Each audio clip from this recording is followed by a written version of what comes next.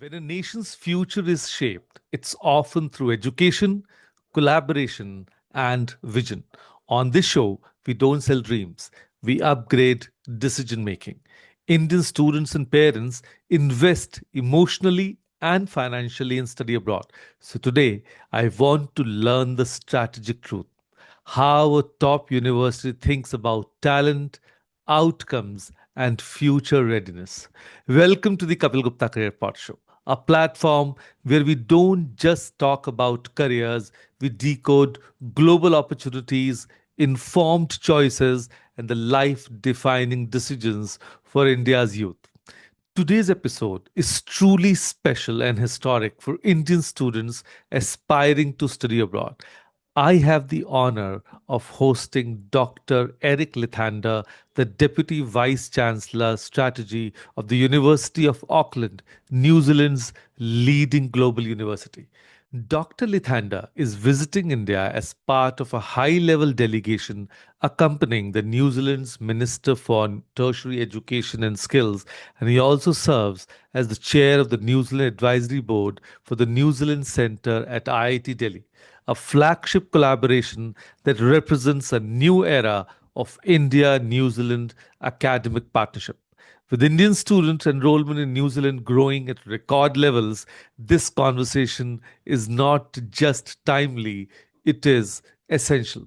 Today, we will explore why Indian students are increasingly choosing New Zealand, how the University of Auckland is deepening its footprints in India, and what the future of global education collaboration truly looks like.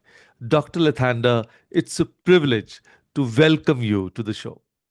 Thank you, Kapil. The privilege is entirely mine. Very pleased to be here with you and your followers.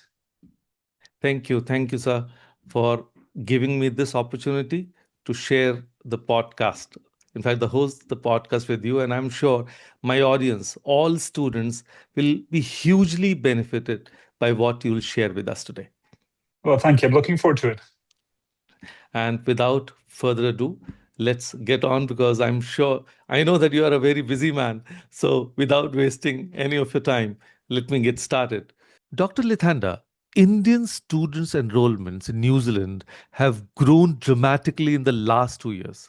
From your strategic vantage point, what do you believe is driving this strong and sustained interest among Indian students? It's interesting, isn't it, that this is happening at a time when the total number of Indian students is not necessarily increasing dramatically going overseas, yet the number to New Zealand are increasing. So I think there are probably a couple of things going on. I mean, we all know that the decision to study overseas and the decision to support your son or your daughter to study overseas is a big one. And we live in turbulent times. So I think that New Zealand at the moment is coming across as being a very safe, a very stable, a very friendly and welcoming environment. And I think that that resonates both with applicants and with parents because you want to make sure that the young person is in an environment where they're going to thrive. And at the moment, New Zealand, I think, comes across as being a place which is particularly welcoming and safe in this environment that we're living in. I think there's no question that some of the other countries that applicants to New Zealand would be considering as well, some of those countries, for one reason or another, have become less attractive. In some cases, it's because of specific policies in relation to capping student numbers. In some cases, it's due to the political environment. It could be due to the economic environment. So I think when I think about our main competitors in New Zealand would be Australia, United States, Canada, UK, all for different reasons, might seem a little bit less attractive at the moment. But I'd say the third and most important reason why I think New Zealand is attractive to Indian students right now, it's New Zealand is, I think, has been a very steady and a very constantly welcoming country. We have very positive policy settings at the moment for both in-study and post-study work rights. The quality of the entire New Zealand higher education sector is high. And I think we have, over many years, demonstrated, I think, a very steady and predictable, in a good way, attitude Mhm. towards international students, which I think now is really starting to be recognized. Okay. Okay. But then, sir, you represent University of Auckland, and that is one big reason that Indian students uh, explore other avenues in other countries. And of course, as you said, New Zealand is one place. And though the employment scenario is improving in our country, still, I would say it's still a challenge because of the huge population India has. So, when Indian parents look for universities abroad, they always think about what happens after graduation, right? Or how does so I would love to know that how does the University of Auckland ensure that Indian students graduate not just with a degree but with real employability, global Mm, exposure, mm. and of course career readiness? So Yeah. So, how do you so say about it? the first thing I would say is the University of Auckland has is number one in New Zealand for graduate outcomes, and that's surveyed regularly in New Zealand, and we're number one. We have a 94% employment rate for our graduates.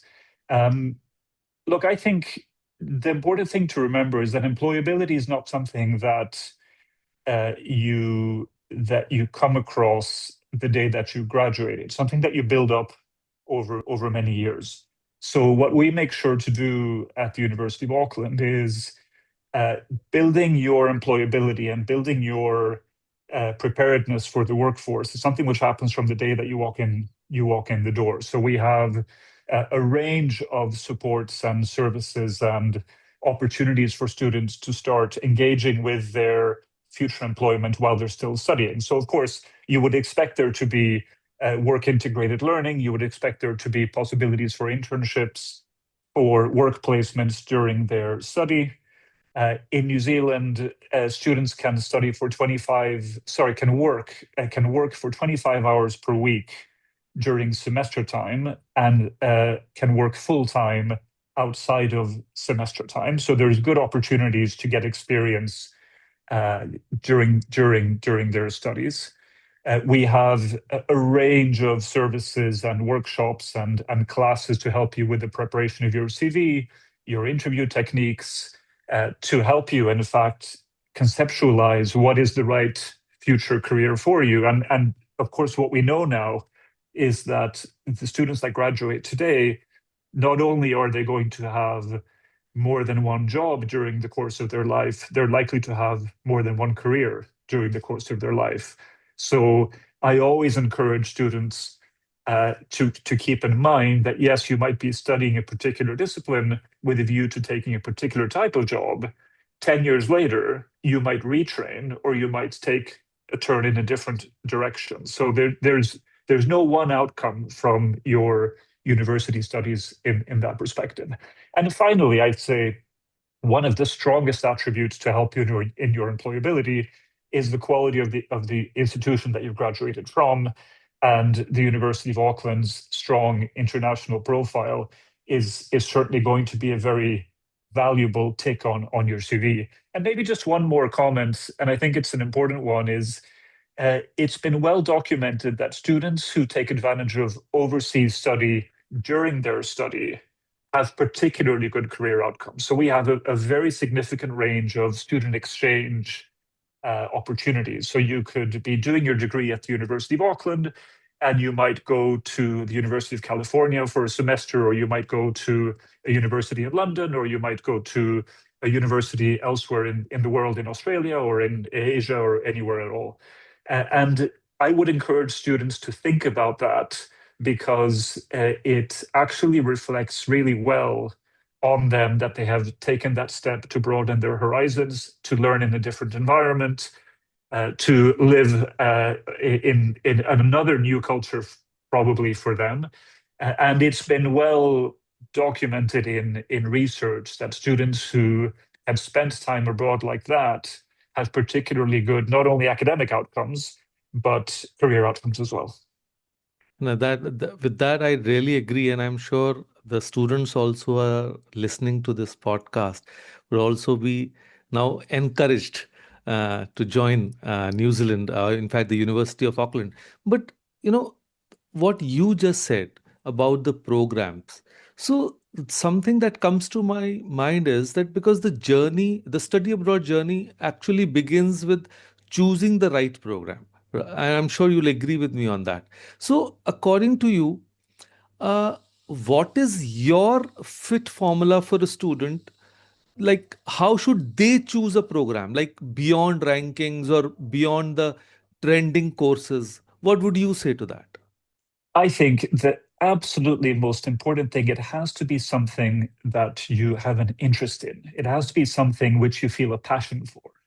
It has to be something which ignites your energy. So if you think that really you should be studying law because it's prestigious and it's going to be well paid and it's going to be, there might be expectations from your family, or there might be a history of lawyers in your family, but you're actually not that interested in law, then my advice is follow, you have to follow your heart and your brain. You shouldn't only follow one of the two. So, first and foremost, choose a subject which you have an interest in, because you are going to have more energy, more enthusiasm. You're going to get better results, and you're going to ultimately get more out of your study if it's something which you genuinely have a passion for. And of course, be confident in the fact that if once you have started your degree, if you discover that for whatever reason it actually is not the right one for you, there are opportunities to change. Within the boundaries of prerequisites that you might need, there are opportunities to change. So you're not going down into a one-way alley. So of course, consider carefully where your strengths are. You might be more mathematical, you might be more of a humanist, or you might be more of a scientist. So of course, pay attention to that, but ultimately make sure that it's something that you have an interest in. And it might sound like a simplistic answer, but it's essential. No, I do agree, but many a times what happens is because I connect with parents as well as students, right? And what I've seen, parents usually love to take a safe approach because they have an experience behind their back. And the students have more, I would say, risk taking capability. They are more aware of the current trends, the new tools, which usually parents are not aware of. So, what would you say to that? Because obviously in India, parents play a big role in actually picking up a course for the students. So I would ask you what, according to you, what are the hidden risks of that approach, of Well, such an rather approach? than look at it in terms of risk, let's flip it around and look at it in terms of opportunity. There is, I think, the magic solution here is a conjoint degree, which we have many of, which is when you're essentially doing two concurrent degrees, and you can combine. You certainly in our university, you can combine arts and science. So your heart might be telling you that I would love to study music, or I would love to study anthropology, or I would love to study languages. But my head, or maybe my parents' head, is telling me that I should be studying engineering, or I should be studying business. So you can actually follow your heart and your head in that circumstance. So that's one answer. But of course, there won't necessarily be a conjoint degree, which is perfect for your two combinations. You can also take electives in areas other than your main one. So yes, maybe the sensible decision is to do a business degree or an accounting degree, whatever it might be. But with your elective courses, you can study something which is a little bit closer to your other areas of interest. Don't forget also that if you're doing an undergraduate degree, there's always the master's that can potentially come next. So Right. so you're not locked into a single pathway. So you can do a business degree for your undergraduate, and then you might choose to do something different for your master's. And as I said earlier, students today are going to have multiple careers and multiple opportunities to retrain. So you might start off life as an engineer and you might move on to become an entrepreneur. Very true. Actually agree with this point. And moving forward, IITs are the premier institutes of India, and Indians are proud of them. And of course, the New Zealand Center at IIT Delhi, I would say it's a landmark initiative. So, could you explain how this collaboration benefits Indian students, and especially in areas like joint research, innovation, internships, and global mobility? Well, let me start by saying how incredibly impressive the IITs are, the IIT system in India. I mean, genuinely world leading in what they do. And of course, you see that not only in their research outputs, but also in how fiercely competitive it is to get a place at them. So we're very, very fortunate in New Zealand to have a strong collaboration with IIT Delhi, where there is something called the New Zealand Centre, which is a consortium of all the eight New Zealand centres, New Zealand universities, the eight New Zealand universities jointly run and support financially a small centre within IIT Delhi, which is designed to bring together researchers from both countries. And we have a range of uh, uh, funds for seeding research opportunities. We have fellowships where the staff go back and forth, and we have some student mobility opportunities as well. I think probably the most meaningful aspect of the center is actually the symbolism of it, because here you have the eight New Zealand universities, all of them together in partnership, putting their competition and their differences aside and saying, India is such an incredibly important partner for New Zealand on a bilateral basis that together we're going to make sure that we have really close research collaboration and make sure that research discoveries and future innovation is able to be done on a partnership basis, because there are, of course, many issues which are affecting both the people and the climate of India and New Zealand. So we try to focus on areas of joint interest and, of course, joint excellence. And I think it's really a very important collaboration, and one which I think will develop further in the years to come. So, as you said, it's like a group of eight university in New Zealand who are part of this. So, is it the same in India also that, or is it only the IIT Delhi students will be benefited from it? At the moment, it's focused on IIT Delhi. So the center was started about 5 years ago, but of course, as you would expect, had a period during and immediately after the pandemic when activity was a bit more restricted. Our ambition is certainly that there will be additional partners on the Indian side in due course. But for the time being, IIT Delhi is the main partner. So, even the other IIT institutes across India won't be part of it as of now. Maybe they'll be begin included in future, Ex- but not as of now. exactly, yeah. Yeah. Okay. But still, it's a great initiative, and I'm sure the IIT Delhi students will be really proud of this opportunity that will come Well, their way.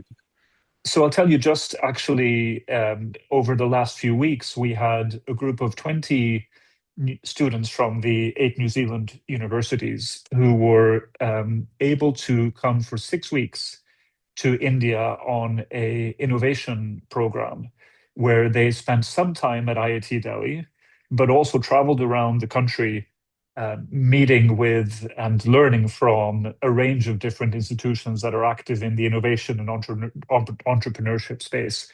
And I met with them yesterday and saw a presentation of what they've learned and achieved during their time here. And I think what it signaled to me, which all of us already know, is that India is really one of the, if not the world's most dynamic entrepreneurship and innovation ecosystem at the moment. And these students were just blown away by the level of advancement in those areas, and in fact are going to bring back some very valuable lessons, not only for their own learning and their own development, but which will ultimately impact the rest of New Zealand, I think. Thank you. Thank you for saying this. And it's a good feeling when someone like you has good words to say. Now, as the chair of New Zealand Advisory Board for the Center, how do you see India New Zealand collaboration shaping future ready fields? Because you'll realize it's important not only for the current generation, but of course for the future generation as well. And as we all know, the AI summit is going on in Delhi. So, what do you have to say about such fields like sustainability, AI, healthcare, and advanced engineering? There's no question in my mind it's going to go from strength to strength. So it's a long-standing bilateral respect, mutual respect and friendship between these two nations. Now, you might say, can you find two more different nations? India, the most populous country in the world, New Zealand, very, very remote geographically and with a very small population of around 5 million people. Yet these two nations have shared values, shared aspirations, and I think shared concerns, which they are looking to tackle together. A free trade agreement between New Zealand and India has been negotiated and will hopefully be signed in the coming months. Our Prime Minister has been to India in the last 12 months. And there is such a wealth of collaboration and people to people links between our two nations. And I think initiatives such as the New Zealand Centre that we just described, the fact that not only Indian students, but actually many Indians who are seeking to develop their professional careers and to potentially look for spending some time of their life in a different country, they're choosing New Zealand.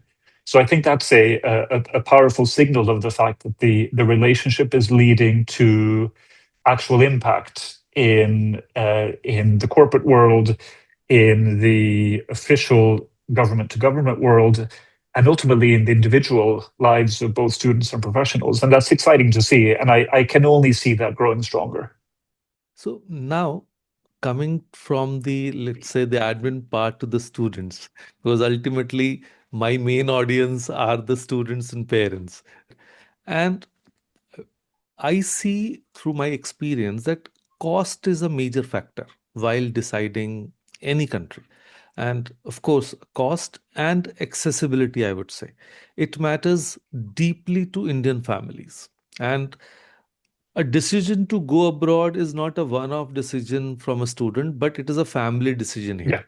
Yeah. So, what scholarships or funding pathways or any industry linked opportunities should Indian students be aware of when considering New Zealand and, of course, the University of Auckland? Yeah, so we do have a range of scholarships available. We have scholarships which are available to any international students. So, for instance, we have the University of Auckland International Student Excellence Scholarships, which are up to 10,000 New Zealand dollars. And Indian students, of course, are able to apply for those. We have scholarships which are specific to India and which are earmarked to Indian students. So they are the University of Auckland India High Achievers Scholarships, which are up to 20,000 New Zealand dollars. And then there are also some New Zealand wide scholarships, which students going to any of the New Zealand universities can apply for, which are also available to Indian students, or in fact, specific to Indian students. So there are the New Zealand Excellence Awards of $10,000 Wow. each. So they're all different opportunities, and there are more. I've just mentioned some of the main ones. So that's one possibility, and I think also it's worth remembering those 25 hours of work rights that the students have each week while they're studying. And of course, we want to make sure, and I'm sure the parents in particular don't want the students to lose focus from their studies and Right. spend too much time working. But I think that it's a valuable opportunity. And of course, it's not, you don't only have to do it during during semester time, it's also the possibility of full-time work outside of the semesters, which wouldn't have an impact on your studies. So I think all of those considerations are worth considering.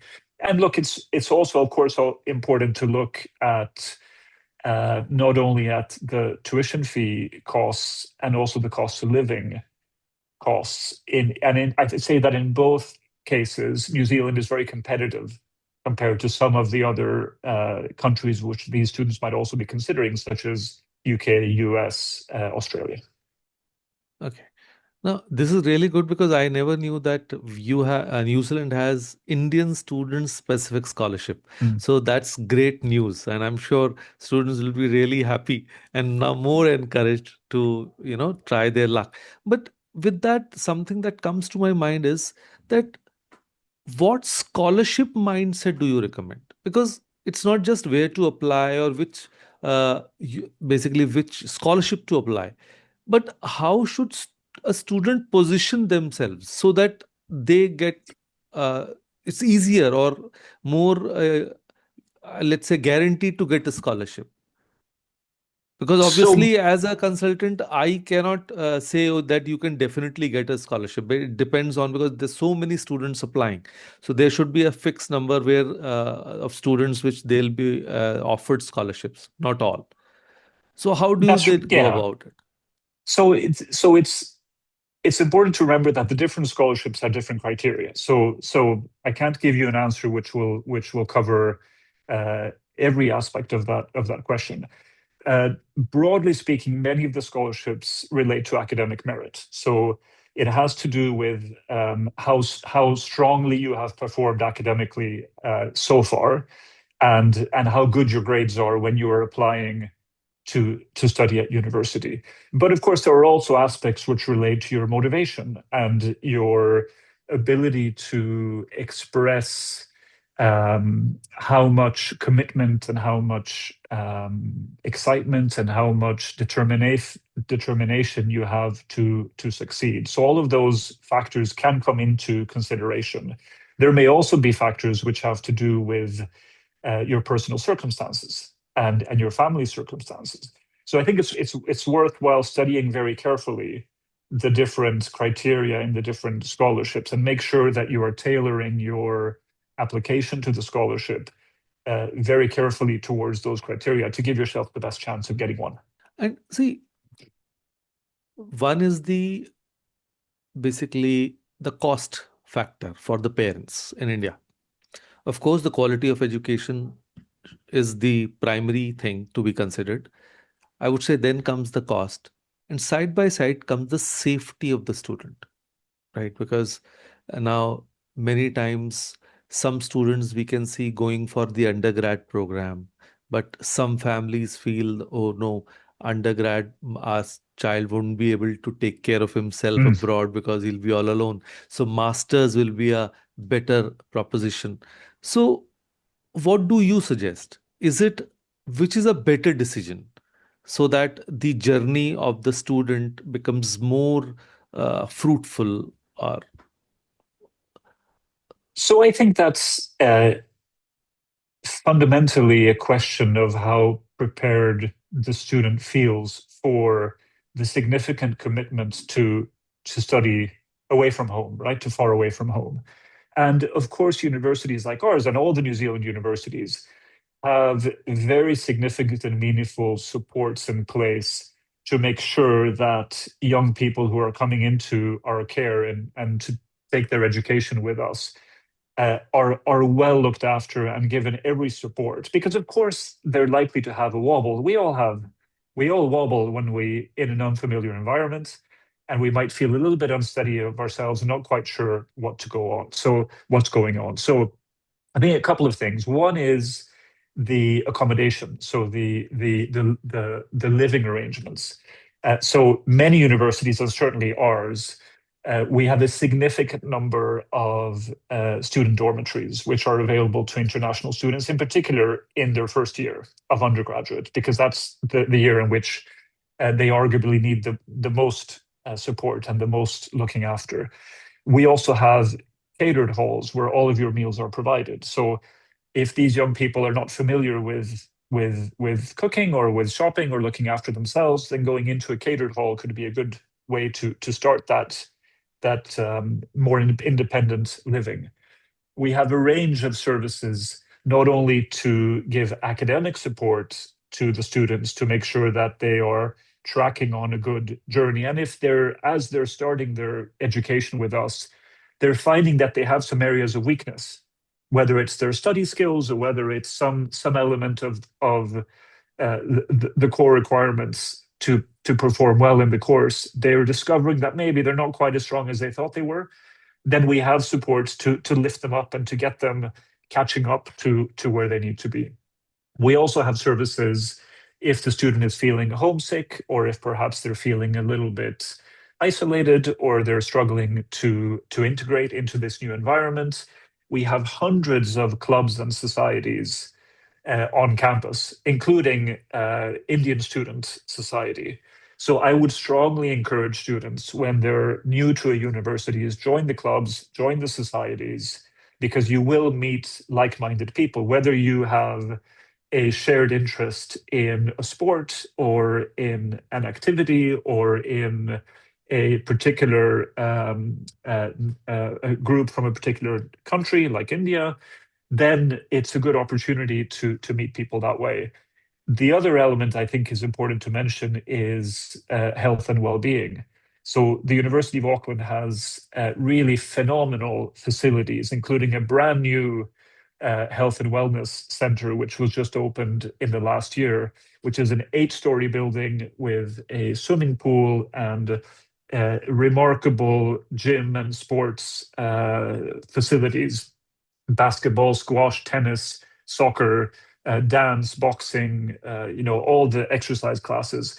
And it is well known and well documented that students who are active physically and are involved in the life of the university, they tend to integrate better and therefore do better academically because their social and their personal life is on more stable footing. And that way they actually perform better in their studies. So I would strongly encourage students to think about performing well in your studies is not only about sitting in the library and working hard. It's also about your social life, your physical and mental well-being, and the way in which you're taking advantage of the services which are being offered to you. And you should take advantage of those services. I think that's the magic potion to doing really well at university. Right. No, that's really great, Eric, because see, the first 6 months are usually tough because that is the time when the students is basically adapting to the new environment. And I usually tell the students like whenever you set the first foot on the foreign soil, your life changes, right? It's all together, everything is new. So, though it's good that, let's say, talking about Indian students, that because the Indian population is also there and many Indian students are already studying there, so it is their comfort level to interact with them. But I would say a study abroad for any student is altogether a different experience because they get to know in fact, they get the opportunity to know the culture of that country also where they are going to study. So, apart from the university's programs that they get to interact with other Indian students, are there any programs where they get to learn the New Zealand culture as well so that they can actually know the country in a much better way? Absolutely. And that's something which we believe very strongly in New Zealand is that it's important to showcase the long history, the proud tradition of New Zealand. We do a Maori welcome for our international students, where they get to see some of the cultural expression and the very strong and proud history of Maori culture. And we do that during the orientation. And during the course of the year, there are many opportunities for the students to join in different visits or different excursions that are organized for them. Another advantage of New Zealand is that it's a relatively compact country, certainly compared to India. So traveling to different parts of New Zealand over the weekend or over the study breaks or over the holidays is really very accessible. And we do find that our international students get tremendous value from being able to explore not only Auckland, which has a great number of opportunities to explore not only the natural beauty of New Zealand, but also the cultural richness of New Zealand, but also the rest of the country, which they can quite easily travel around during their time with us. And we would be disappointed if a student left us after however many years of study, having not become a little bit of a Kiwi themselves. That's great. See, in the real sense, a person will only become a global citizen when he actually learns the real aspect of the other culture. See, sitting in India, listen, talking about New Zealand or reading about New Zealand or just listening from others is just a hearsay. That's not, I would say, when a person experiences himself, that's altogether a different experience. That's a different learning. But I So, would also say, what I actually often say to my international students is, I ask them to please make sure that they'll also teach us about them, their culture, their religion, their history, their food, their traditions, their background. Because don't forget that New Zealand students are also going to be very likely to have international careers. They're very likely to be traveling to live overseas, and for them to be successful in that, they have to have been exposed to difference and right, to different cultures and different languages. So as much as I want our Indian students to learn about New Zealand, I want New Zealand students to learn about all the other international students. Now we have over 8,000 international students at the university, and I think it's if you like, it's a small responsibility of theirs to make sure that they're also helping us to give the best of the world to right, New Zealand students. right. I fully agree, fully agree. And as you mentioned a little while ago, that uh, even the Prime Minister of New Zealand was interacting with Prime Minister Modi, and education was one of the key themes where discussions took place. So, how important is government level support in strengthening these long term opportunities for Indian students in New Zealand? So education it gets has been mentioned repeatedly as an important component of the free trade agreement, which has been negotiated. The two prime ministers last year signed a new education cooperation agreement, and the New Zealand government certainly, I think, in particular, in contrast to some of the other countries where Indian students might consider studying, the New Zealand government really has been very consistent, and this is governments of different political directions over the years have been consistent in their support for international education, for international students, and in particular for international students who may wish to make New Zealand their home, whether it's forever or whether it's for a short period of time. And therefore, that's why we have very attractive post-study work rights where students can stay for a number of years after graduation. And that depends on the level of study and how long they've spent in New Zealand. But there is a generous post-study work rights. And in fact, various surveys and public public opinion polls have shown that the New Zealand public is very positively disposed towards international students and feel that they make a genuine contribution to the life of the nation and to the dynamism and the energy of the nation. So I think for all of those reasons, whether it's at government level or whether it's at community level, international students and Indian students who come to New Zealand are going to find a very warm welcome. They're going to find a great deal of respect, a great deal of support. And that's something which we also take very seriously at the university to make sure that comes across. In their home country. So I would say many students feel overwhelmed by choices, rankings, peer pressure. So though you have answered this beautifully earlier also today, but still, if you were speaking directly to a 17-year-old student or a 21-year-old Indian student today, what guidance would you give them to make a wise global education decision? I would say the most important thing to remember is that in education, there are no wrong answers. There are only varying degrees of opportunity. So the reality is that with education, you give yourself opportunity, and there are no wrong decisions. I said earlier, it's important to have an interest and a passion in the degree subject which you choose. Uh, but also, there are going to be opportunities to try other elements of it and to try different directions during the course of your life. So I would say don't agonize.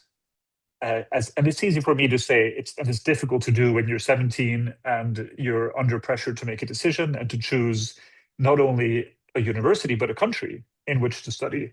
And as we said earlier, the very significant commitment from friends and family who might be supporting the student. So for all those reasons, as best you can, try not to agonize over the decision, but rather remember there are only good decisions in choosing education as a pathway. This is going to be really, really, you know, beneficial for Indian students, what you just said, right? And thank you. Thank you for this. And moving further, because I'm taking too much of your time. So, looking ahead 5 to 10 years, and as we know, the AI summit is on.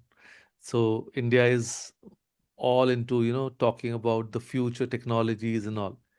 So, how do you envision the future of India New Zealand higher education collaboration? And what role will Indian students play in shaping that future?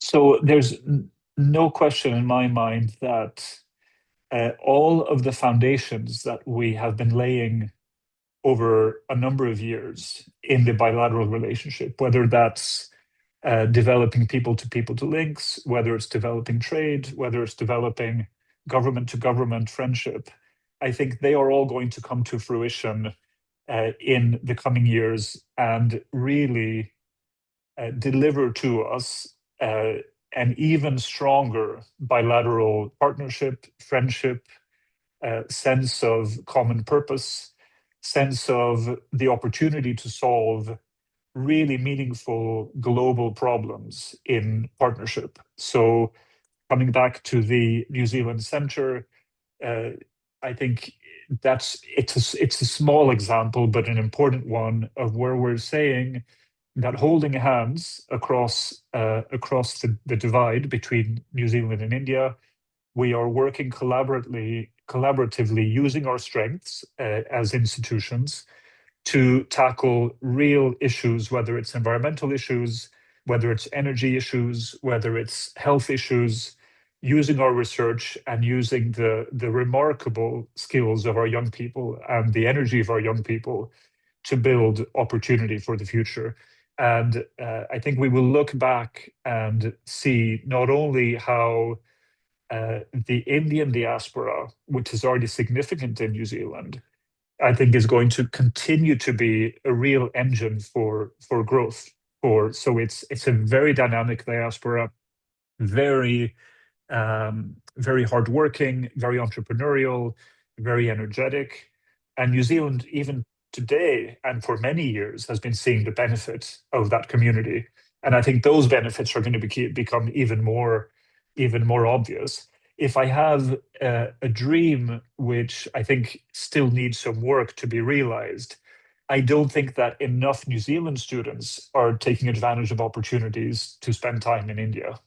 And certainly what I would like to see in my own university, and I'm sure it's the same in other New Zealand universities, is more opportunities for New Zealand students to spend a semester abroad or a summer school or a winter school or an internship in India, because I think they would be blown away by the richness, not only of the culture, the warmth of the people, the beauty of the landscape, but above all, the energy and the sense of opportunity and the sense of possibility, which you feel when you're here, when I'm here, and I'm walking around, visiting institutions, talking to people. That palpable sense of opportunity and excitement in the future is something that a country like New Zealand can learn a lot from. And I think that our young people coming together is only going to build upon that. Right, right. Thank you. Thank you. And I've taken a lot of your time, sir. So thank you for sharing not just facts and figures, but a vision of partnership, possibility, and purpose, I would say. So, what stands out from today's conversation is that studying abroad is not about only leaving India, it's about connecting India to the world, I would say. And New Zealand's growing engagement with India, the University of Auckland's leadership in research and employability, as you rightly mentioned, and initiatives like they are taking, and the New Zealand Center at IIT Delhi, all clearly signal that the future belongs to students who think globally and I would say act intentionally. So, thank you, sir. Thank you for joining me on my podcast today. Thank you. And thank you, Kapil. It's my pleasure entirely. So, to every student and parent listening today, don't choose a country just because others are going there. And don't choose a university only because of rankings. Choose clarity, choose alignment, and choose, I would say, global relevance. So take time to research, ask the right questions, and reflect on where your education can truly take you to shape your future and not just your degree. This episode helped you think differently about studying abroad. Share it with the student who is confused right now. And don't forget to subscribe to the Kapeel Gupta Career PodShow, where we bring you conversations that shape careers, not just choices.